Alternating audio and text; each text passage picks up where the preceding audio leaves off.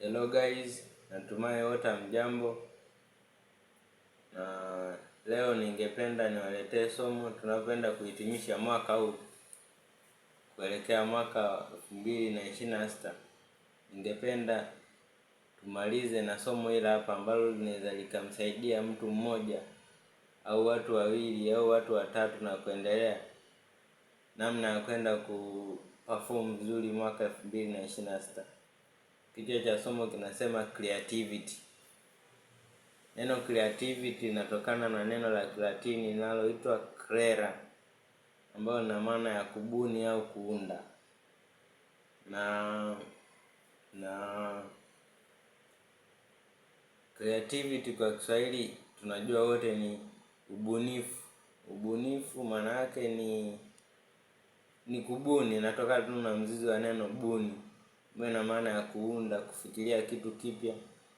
Kwa hapa ukiangalia maana ya neno creativity wazungu wanasema is the aspect of being human, yani ni kitendo cha kuwa mtu. Ili uwe mtu tunatakiwa tuone una ubunifu fulani. Kwa hiyo hapa hivi tukija kuangalia kwamba creativity ni ya kila mtu, sio ya mtu fulani labda imepewa kwa watu fulani. Kwa kila mtu aliyepo duniani, kila mtu aliyeletwa duniani na Mwenyezi Mungu, it means kuna asili ya creativity, kuna asili ya ubunifu ndani yake. Sasa ili huo ubunifu utoke nje, anatakiwa awe na vitu anatakiwa afanye vitu fulani ambavyo vitamfanya ubunifu huo utoke nje. Na leo ningependa tujifunze kitu kimoja ambacho kama ulikuwa unajiona huna asili ya creativity au huna nguvu ya ubunifu ndani yako, ningependa leo tujifunze kitu kimoja ambacho ukikizingatia na ukikifuata kitakusaidia kwenye maisha yako, na utafanya vitu vikubwa na utabuni mambo makubwa kwenye maisha yako na kwenye sekta ambazo unazifanya kila siku.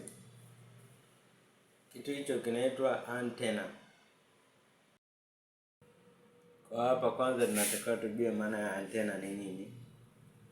Antenna kwa hali ya kawaida kisayansi antenna ni chombo ambacho kinapokea mawimbi ya sauti na kuyachuja.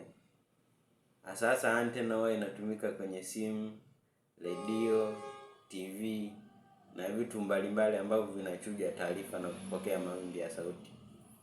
Sasa ukija kulinganisha antenna kwenye mwili wa binadamu, antenna kwenye mwili wa binadamu tunaweza tukailinganisha kama akili ya binadamu. Kwa hiyo tunaweza kusema kwamba kwenye mwili wa binadamu akili ya mtu ndio inapokea taarifa, inazichuja. Akili ya mtu ndio inapokea taarifa hizo na kuzichuja kupitia njia mbalimbali. Labda inapokea taarifa kupitia masikio, lakini akili ndio inakuwa antenna ambayo inachuja na kuzirekebisha kwamba hii taarifa iko sahihi au haiko sahihi, hivi na hivi na hivi na hivi na hivi. Kwa hapa hivi tukija kuangalia antenna kwenye mwili wa binadamu zipo za aina tatu. Kuna antenna ya akili ambayo yenyewe inajihusisha na mambo ya kufikiria kwa kina mambo. Lakini kuna antenna ya hisia, yenyewe kwa mwanadamu inasaidia kuhisi na kufanya mambo mbalimbali, kuchuja mambo ya hisia. Lakini kuna antenna ya tatu ambayo ni antenna ya ubunifu. Hiyo ndo antenna ambayo tunaenda kuiangalia hapa. Antenna ambayo inamsaidia mtu kufikiria mambo mapya na kubuni mambo mapya.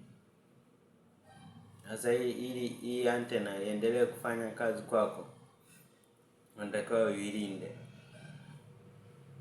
Na ili uonekane una creativity ndani yako, unatakiwa kwanza uilinde antenna ya ubunifu. Usipoilinda huwezi ukafanya ubunifu aina yoyote ile, na utaendelea kuiga ubunifu za watu mbalimbali na kuishi maisha ya watu mbalimbali.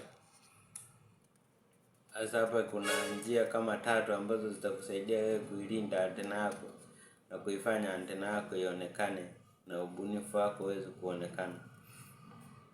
Njia ya kwanza ni kuchagua watu wa kuwasikiliza. Sio kila mtu unatakiwa umsikilize, unatakiwa uchague watu wa kuwasikiliza unapoelekea 2026 unatakiwa sasa uchague watu wa kuwasikiliza, watu wa kuenda nao, watu ambao walionekana hawana impact kwenye maisha yako 2025 unatakiwa ignore. Unatakiwa ignore. Kwa hiyo 2026 unatakiwa uchague watu ambao watakuwa wana impact kwako.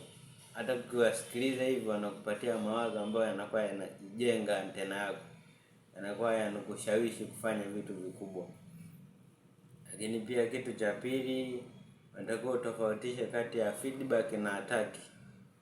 Ili antena yako endelee kufanya kazi, unatakiwa utofautishe hivyo vitu viwili. Tukisema feedback ni mrejesho. Ni mrejesho. Kwa mfano tuseme mrejesho, nikisema kwamba mrejesho, tuseme labda mtu kaja akakwambia kwamba umekula, ukamuuliza umekula, akakwambia ndio nimekula, atakuwa amekupa mrejesho. Lakini hataki maana yake ni shambulio. Kwa hiyo tungeongelea shambulio unalipata labda umeleta kitu fulani, watu fulani wakakupinga kwa nguvu, hilo ndio itakuwa shambulio.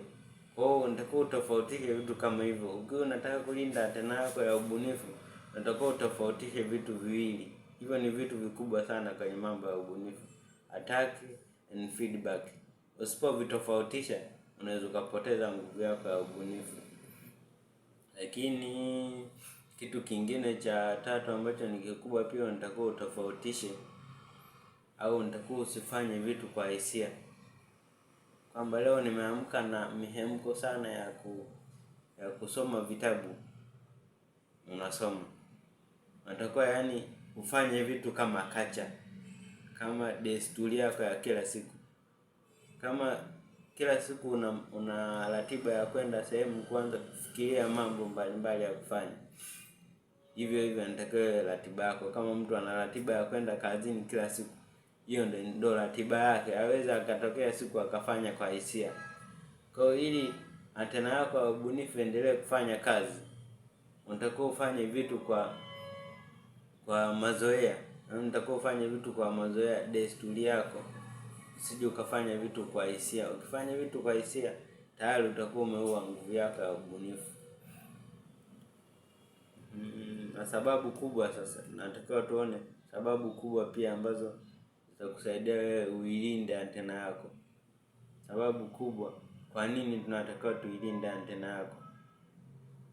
Sababu kubwa kabisa ambayo inatusaidia tuilinde, inatufanya sisi, ambayo itakufanya wewe pia uilinde antena yako.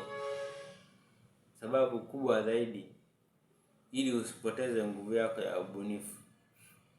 Ila kama utakuwa unahitaji kuipoteza nguvu yako ya ubunifu, unatakiwa sasa usiende kwenye hizo njia tatu nilizokuelekeza. Ila kama una mpango wa kulinda nguvu yako ya ubunifu, unatakiwa ufuate hizo njia tatu nilizokuelekeza hapo juu. Kwa hiyo tunapoelekea 2026, unatakiwa tutembee na hizo njia tatu ambazo nimewaelekeza hapo, na zitakusaidia. Na ili ufanye mambo makubwa duniani, unatakiwa ujikite kwenye ubunifu.